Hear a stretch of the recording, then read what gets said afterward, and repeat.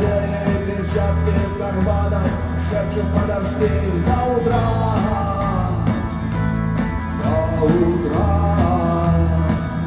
Но странный стук зовет дорогу. Может сердце, может стук в дверь. И когда я вернусь на дорогу, я скажу одно лишь слово.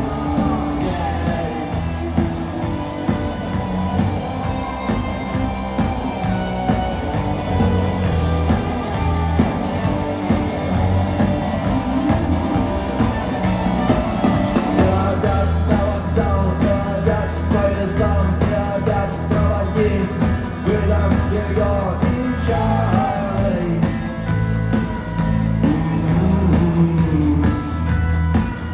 И опять не усну, и опять сквозь грохот колес не послышится слова.